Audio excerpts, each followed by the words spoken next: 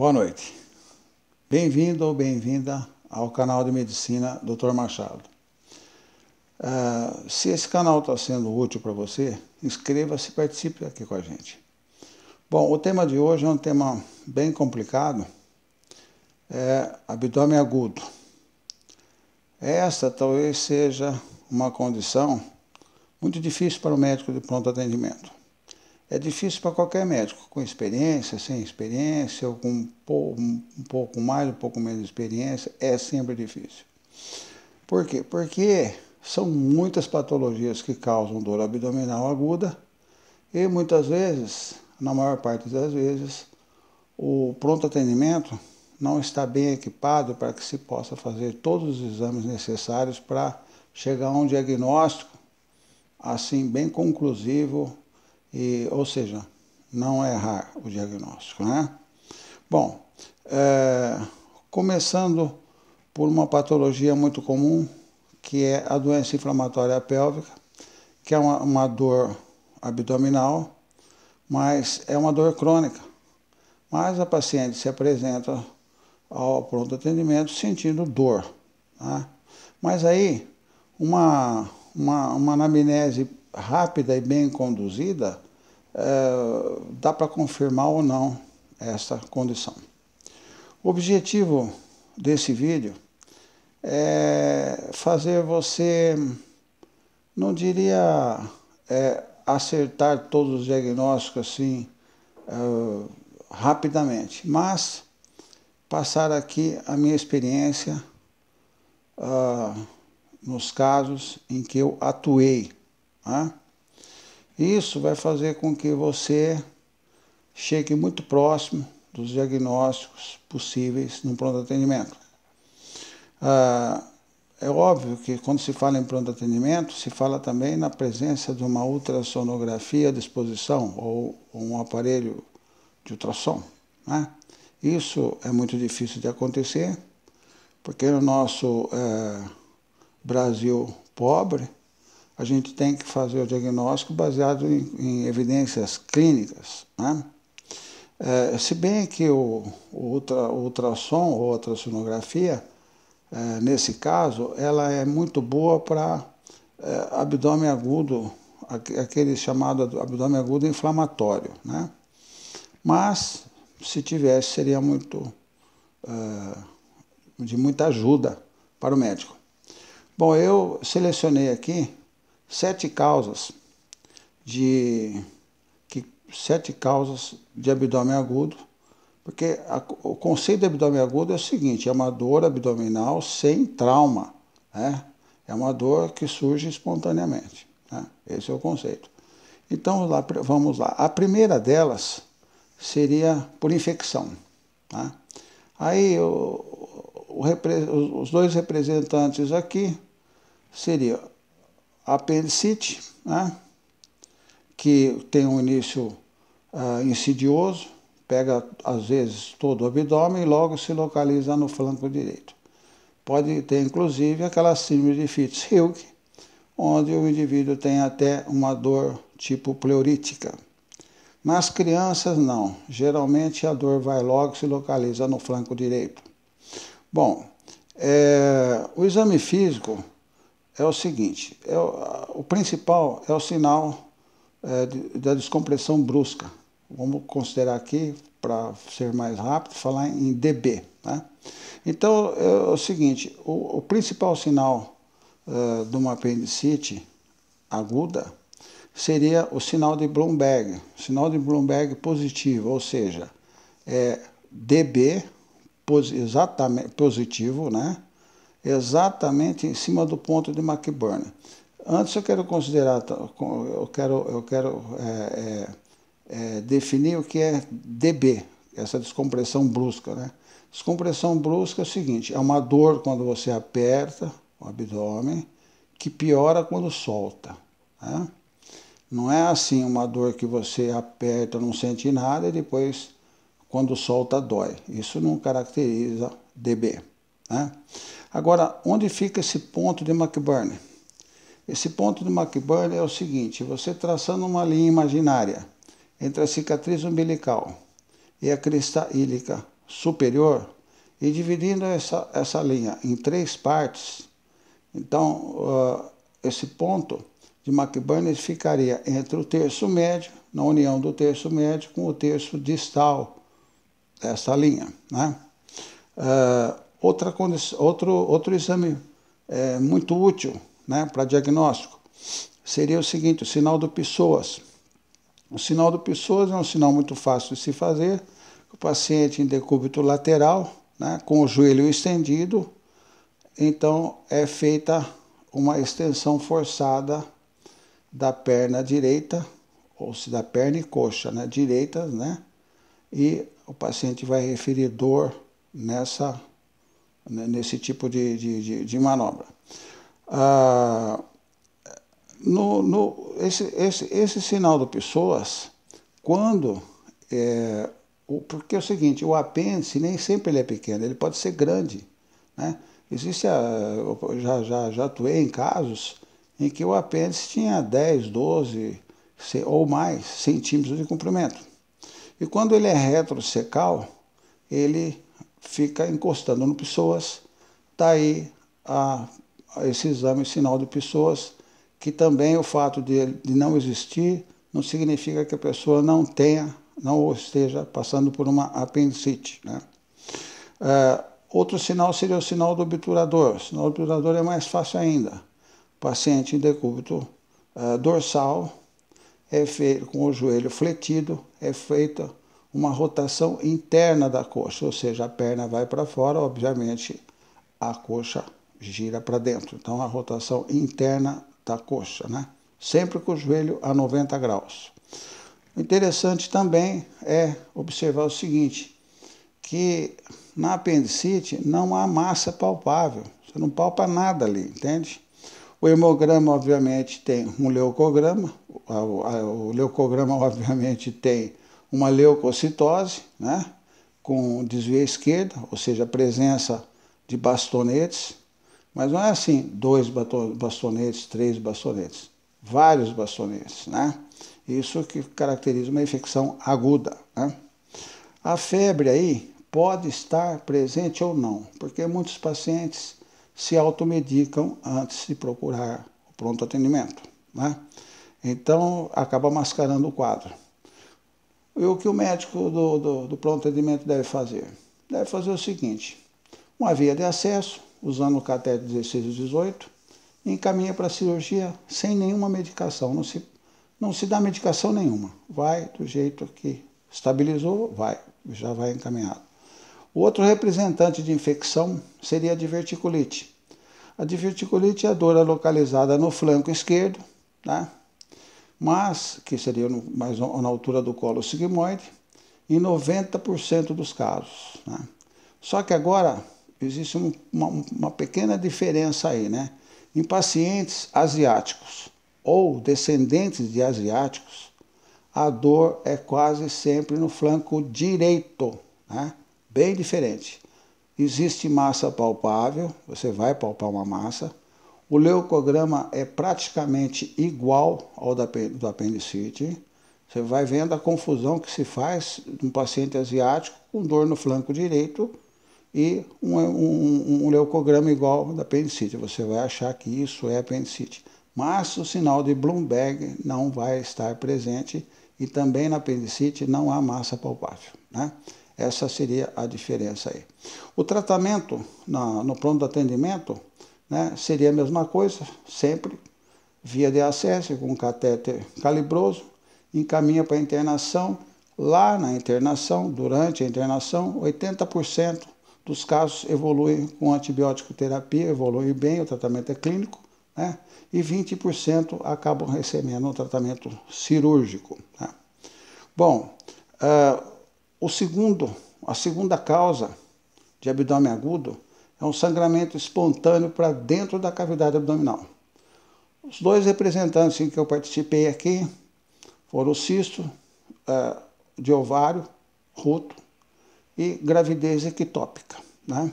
Com rompimento óbvio da trompa, né? Aí, no caso, você tem o DB positivo, você tem um leucograma normal, vai vendo a diferença aí que surge, não há febre, E existe o teste positivo para a gravidez, o beta-HCG é positivo, né? O que no cisto do ovário, o beta-HCG é negativo, né? Então, você tem que ir examinando de acordo com o diagnóstico anatômico. A posição é posição de dor na altura do ovário. O tratamento é o seguinte, mesma coisa, estabiliza o paciente, acesso venoso, encaminha, só que nesse caso o encaminhamento tem que ser bem rápido para a cirurgia.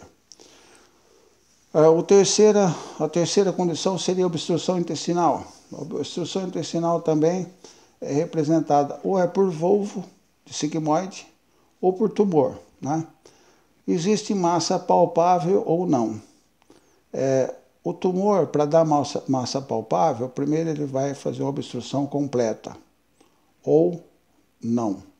O volvo, às vezes você percebe massa palpável, às vezes não. Mas acontece que o quadro clínico é de obstrução intestinal, então tem o quê? Tem cólica forte e tem vômitos. Então, por aí já vai se direcionando para alguma coisa. E também o leucograma é normal. Isso é muito importante falar, porque a cirurgia aí, no caso, tem que ser imediata. Então, diagnosticou, esse diagnóstico provável, encaminha para a cirurgia. Agora, o outro representante seria a isquemia, né? Isquemia de quem? Isquemia da artéria mesentérica superior, que foi ocluída por um êmbolo, ou seja, embolia da artéria mesentérica superior. Esse quadro eu vi 2 vezes, não quero ver mais, é um quadro dramático, existe uma dor muito forte, é fortíssima a dor, exageradamente forte a dor, né? E o exame de abdômen, a hora que você vai examinar, não existe uma desproporção entre a dor que o paciente grita de dor, né? E o abdômen às vezes está flácido, né? Eu vou falar a seguir quando que pode ser abdômen taba ou não, né? Ou ficar flácido. Nesse caso aí de embolia mesentérica, o abdômen geralmente está flácido, não há febre e o hemograma normal.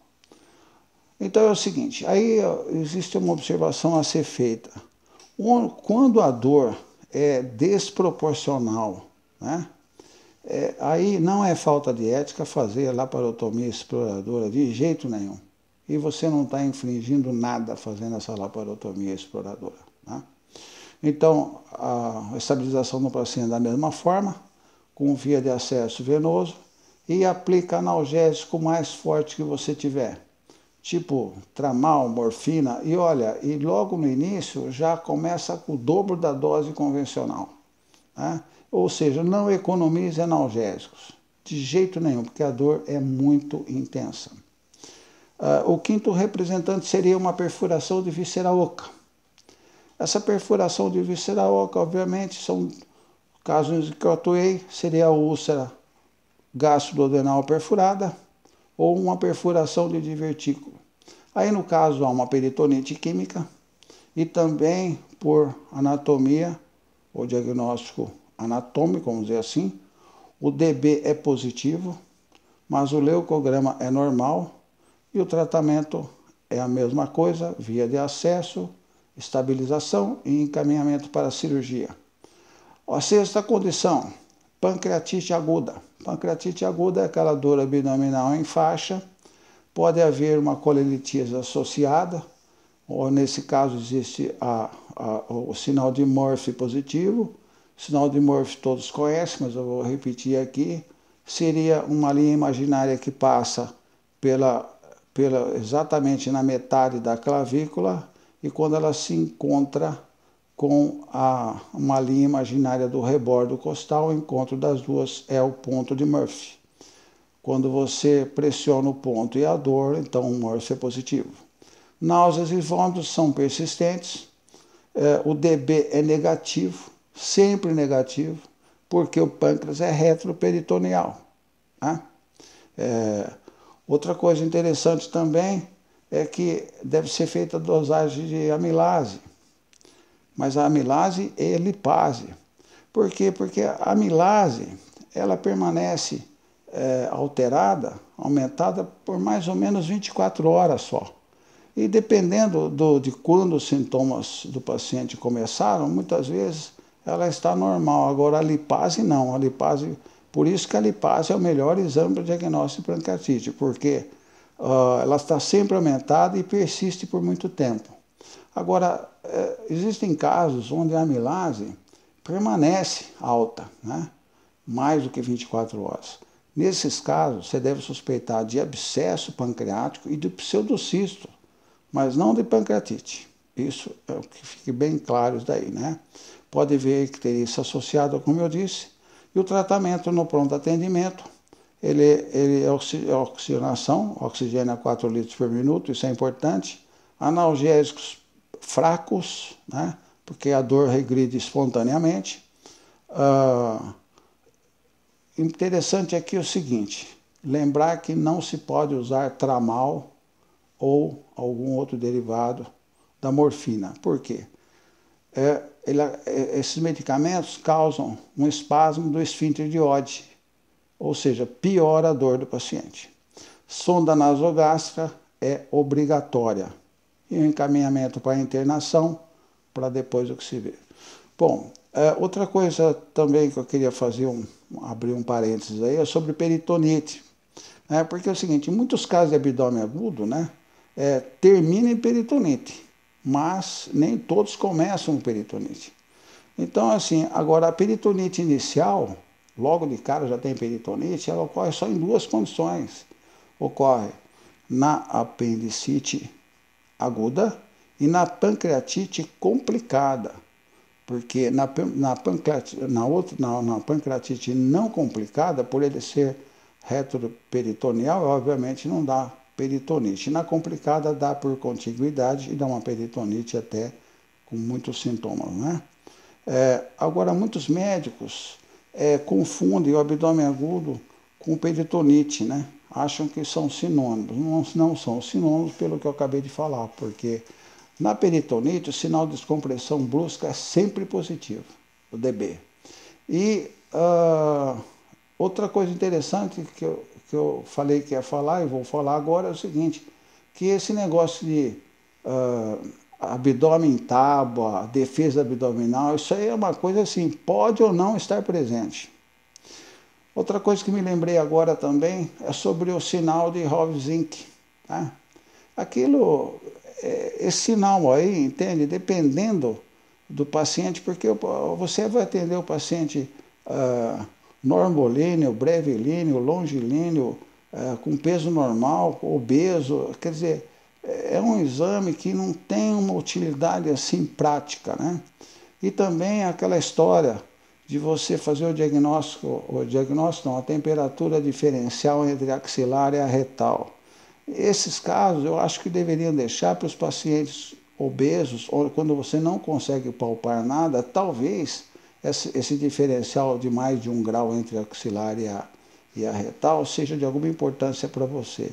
Mas veja, depois que você já fez o hemograma, você já viu que há uma infecção ou não. Então eu não vejo muita utilidade de passar até o paciente passar por esse constrangimento, vamos dizer assim. Mas se quiser fazer, vocês podem fazer. Outras causas de dor abdominal aguda seria a sétima que seria uma miscelânea.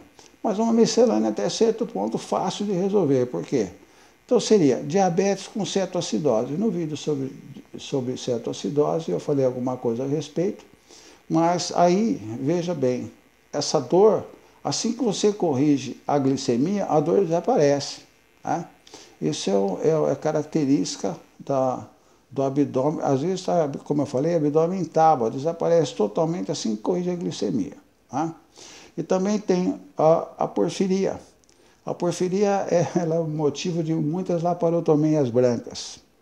Olha, isso aí é uma coisa muito interessante, entende? Eu mesmo, como eu falei, todos os casos aqui eu já atuei. O paciente tem uma urina marrom, porque tem uma síntese deficiente do M, né, do grupo M, então a urina fica marrom. Isso é serve como diagnóstico. E também, pela anamnese, você vai saber o seguinte, que a porfiria ou protoporfiria aguda ou protoporfiria intermitente aguda, ela ocorre mais em pacientes descendentes de europeus do norte da Europa. Tá? Isso é muito importante saber, porque faz parte da anamnese, da história do paciente e ajuda no diagnóstico. Outra condição seria o infarto agudo do miocárdio, ou seja, o infarto diafragmático. O paciente tem uma dor epigástrica muito forte, tem náuseas, né? Tem dor e náuseas. Também você, monitorando o paciente e com outros sinais e examinando, é muito fácil descartar isso daí.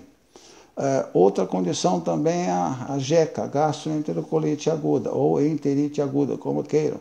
Também, com um pouco de exame e uma anamnese, é fácil também descartar. Assim como a infecção urinária, né?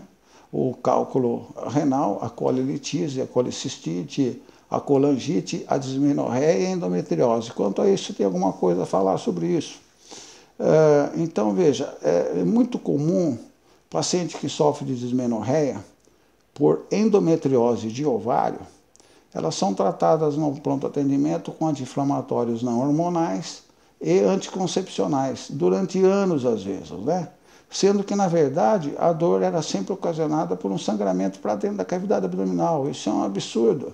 Quer dizer, casos assim, ou seja, a paciente muitas vezes, todo mês está no pronto atendimento. Casos assim, vocês precisam suspeitar de que há endometriose e sangra para dentro da cavidade abdominal, e essa paciente tem que ser investigada. Investigada como? Investigada por laparoscopia, né?